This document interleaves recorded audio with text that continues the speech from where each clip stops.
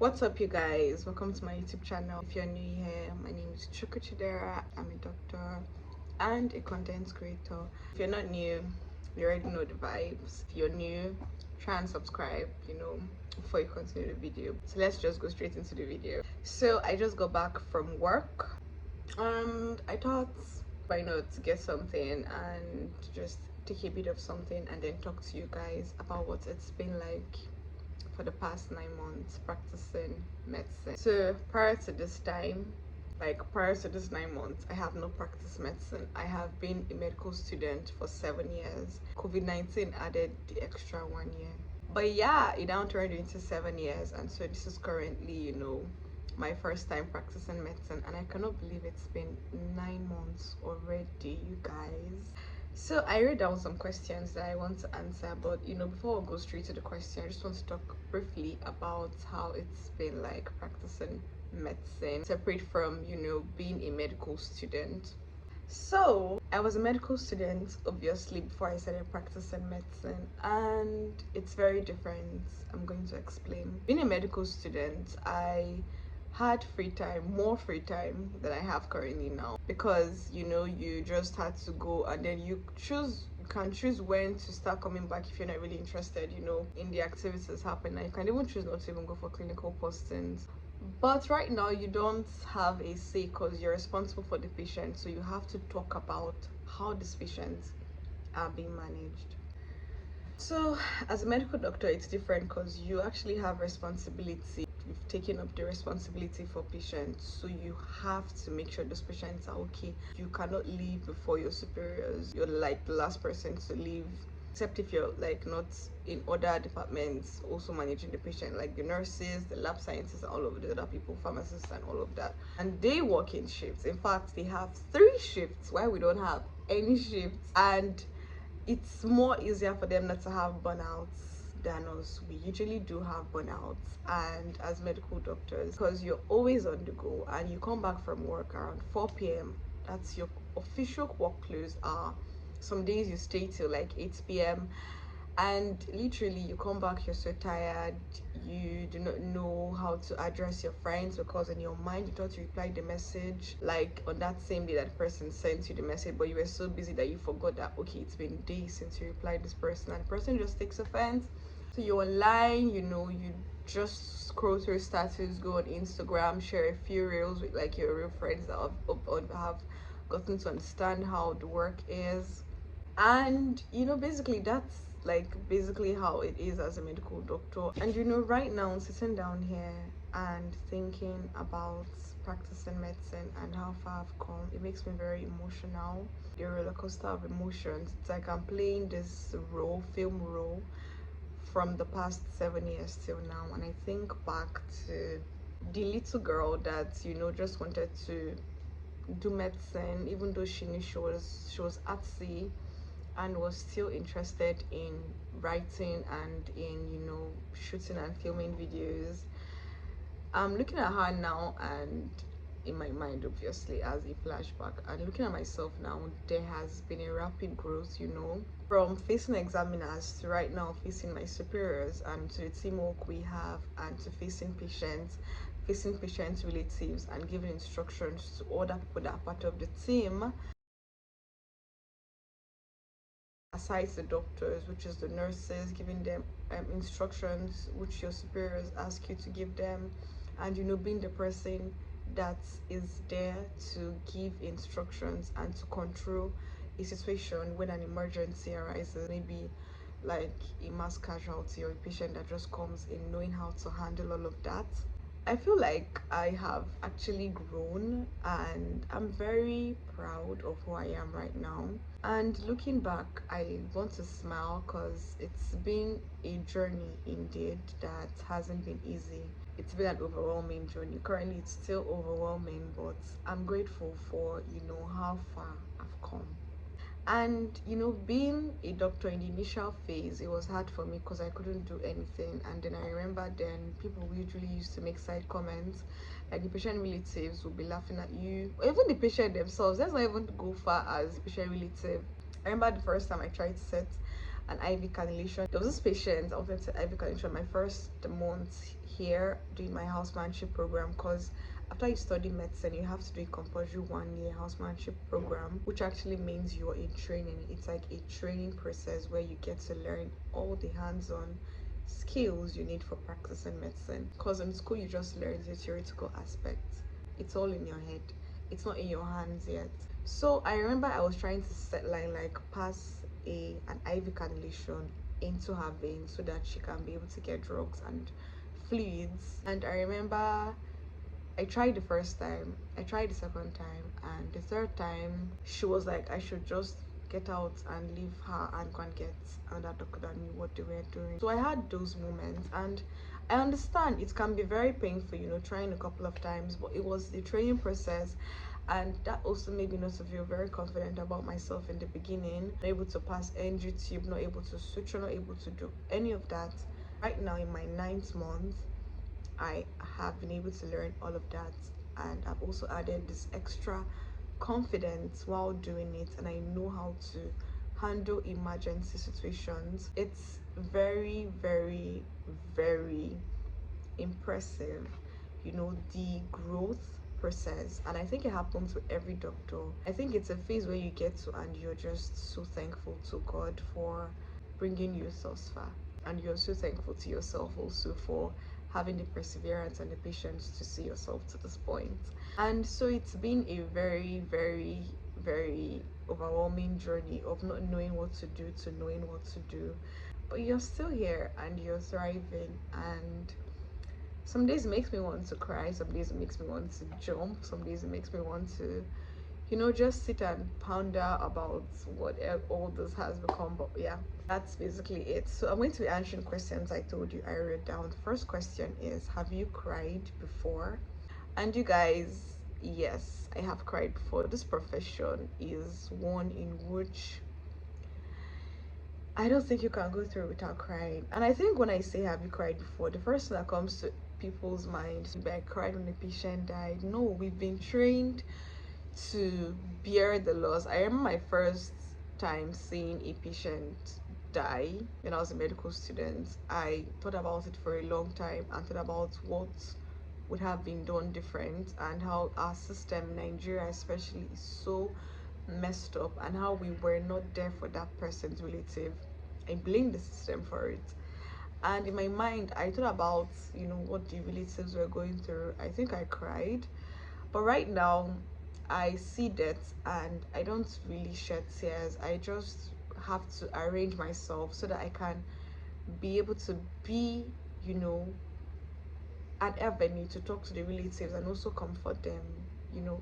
And it's something that doctors learn, dealing with emotions and just being um, empathetic, but not really involving yourself too much, knowing exactly where your emotional assistance should stop and where it should start. So I think that is not really it. What it is most of the times why I've cried is when I have been treated unfairly by either toxic superiors or nurses. Yes. For example, I have a very, very good, vivid memory of the last one of the times I really cried, and that was because my superior gave me a query which was not warranted for, because I was the house officer and I was placed with another house officer, and we were meant to, the registrar was meant to write out the post-op notes, but he did not do that. That's my superior. And then he blamed it on us that we were supposed to do it, or that he had sent us to do it. Meanwhile, he asked us to go home because the surgery ended very late and we were so tired, and we thought he was going to do it. And the consultant, that is my superior, was so angry that he asked us to leave the unit. We were giving punishment, which is leaving the unit, and then he asked them to give us an extension into a house job. So the housemanship was supposed to last for 12 months. He's supposed to last for 12 months, but he decided to make us have that housemanship last for 13 months. So he wanted us to get an extra 1 month, and I cried. I cried because it was unfair, and I cried because it was embarrassing. But one thing I loved about the whole thing was I eventually didn't get the extension because people that really knew me, that I had worked with before, vouched for me, and all of that was settled. But one thing I really learned was the fact that doctors could also be there for their colleagues, that is the good ones, not the toxic ones. So yeah, I've also cried when I was unfairly treated. I was treated unfairly by nurses, when they maybe talk at your back and you hear what the nasty things they have to say about you, not being able to do some procedures even when you know that it's not your fault. Maybe the person's line has thrombosed and you've tried your best. Maybe it's your first time doing it, and all of these things, and then even by your some toxic colleagues too. But basically, yeah, if it's a question of whether I've cried, the bathrooms of the hospital has seen a lot of tears, and I know it's not just mine. Next question is, would you do the choice of going through medical school again, and was it worth it? Nope, I won't go through medical school again if I was given another choice. I think if I had 3 lives, for the second life, I would use the time to do something else, just be a writer, an author, and just stay on that path and just get money from that and just live a quiet life. I think that's what I would do in my second life. In my third life, I would come back to medicine, because one thing that medicine has done for me is showing me endless possibilities in a country where the system is not working, it's not functional. You gain confidence from medicine. This is a noble profession. You see yourself as more than just a young girl. You see yourself as somebody that can, save a life, of course with God's help.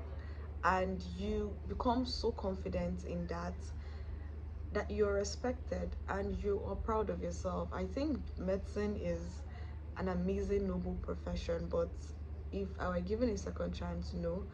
But a third chance, I would, because it's a very good place where you can, stay, except for the fact that it keeps you from having time for your loved ones. It's a good place where you can actually explore everything.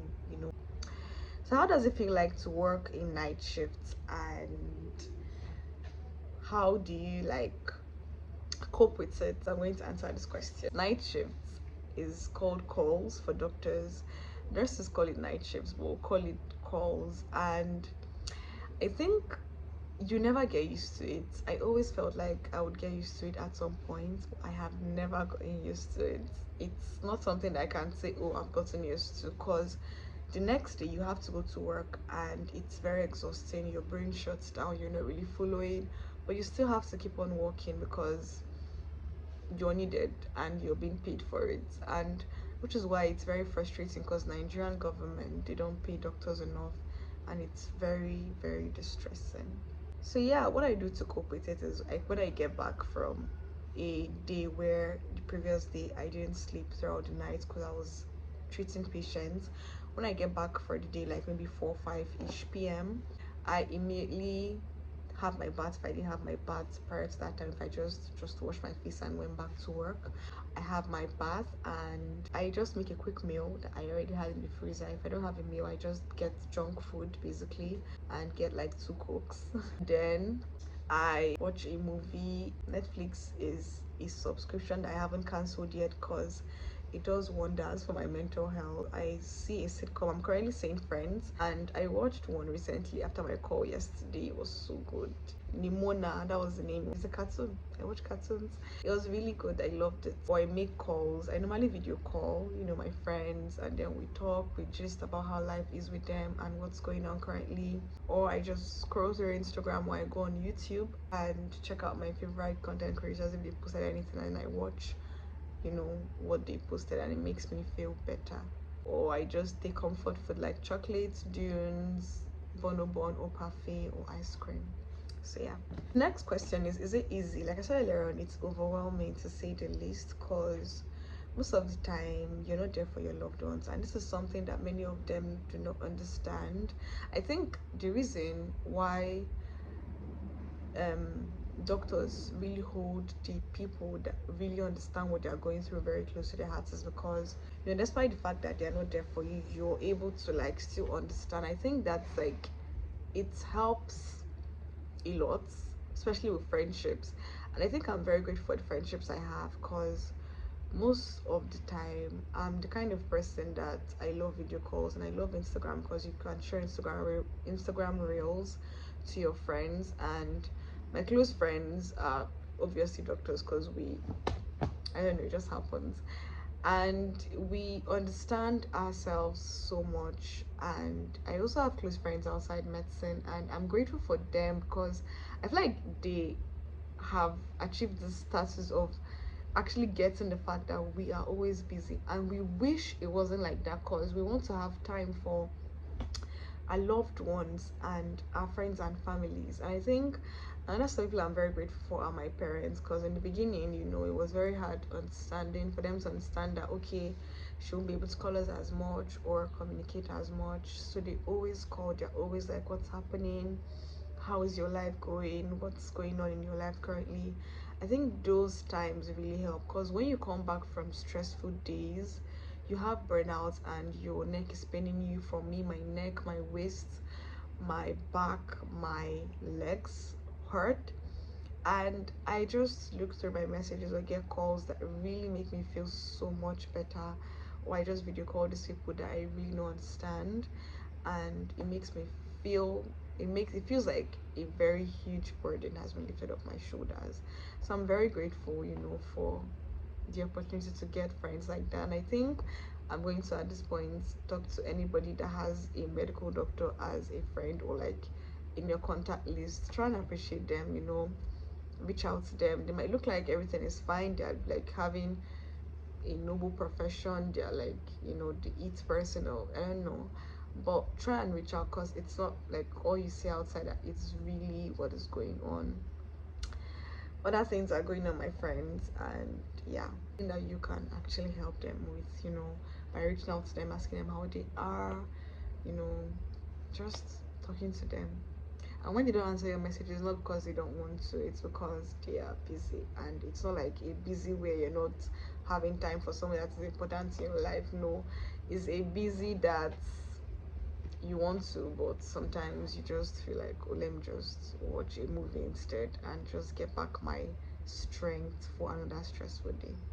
So I have talked about the work query I received. So yes, I've received the work query before. That is a question I added here, and I think that is basically what the questions I have here. There are more questions, but I think that's basically the questions I will be answering. Finally, I want to just say that this past 9 months has been a transition phase. That okay, I've left transition phase, I'm still transitioning anyway, but has been very life-changing for me, because I stayed officially on my own. You know, I was on my own in the university, but I felt like this is different because I'm not receiving anything from my parents. I'm on my own. I'm planning my finances by myself. I'm paying my rent. You know, paying dues. I'm paying for food. I'm cooking myself for myself, planning how I'm going to be able to save money for my future plans and endeavors. And coupled with the whole stress of housemanship and practicing as a medical doctor, and coupled with the fact that, you know, people have high expectations from you, and coupled with the fact that I've grown into someone that I'm really proud of, and I'm very grateful, you know, to have been able to experience all of this. And I just hope that going forward, I'm able to put in my best foot forward, like in practicing and doing my best for the patients handed or put in my care.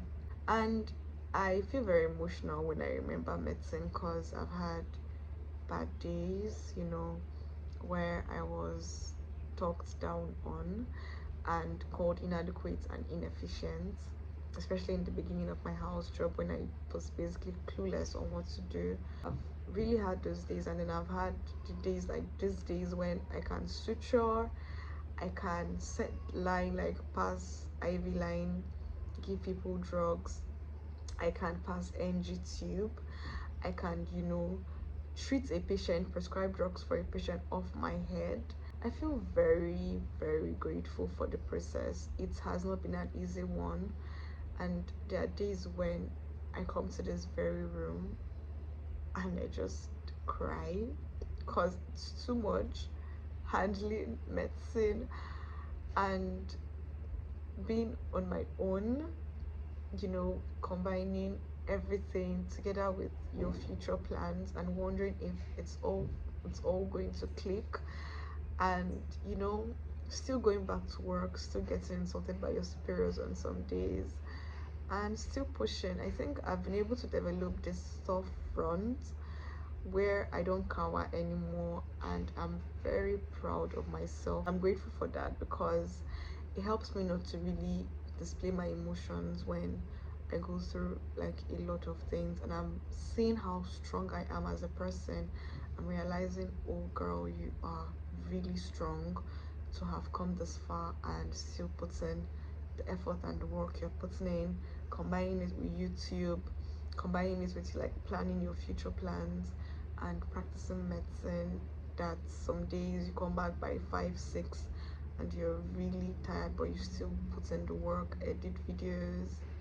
I think I'm proud of myself, and I'm just hopeful, and I just hope I can receive positive feedback from all the energy I bring into both my YouTube and both my profession, and I really hope that everything pays at the end. So thank you for watching this video. I'm sorry that the ending is kind of like emotional. I think I got emotional, but I'm grateful. I don't think I'll have my life any other way. I used to think about a lot about how I would do this and do that, but right now shooting this video, I don't think I would have my life any other way. The growth process has been really transforming, and I wish I can just peep into the future and see what lays ahead for me and see how all these efforts pay. I feel like everybody should keep on putting effort in what they do, and don't step down for anybody. Keep on showing up even when it looks like it's not working, because it's always going to eventually work at the end, especially if you're doing it the right way and you're watching people that inspire you and you're following them and you're putting in the effort. I think it's going to work out at the end. So thank you so much for watching. Subscribe to my channel if you haven't, support me, and yeah, that's basically it for this video. I would see you in my next video. Bye.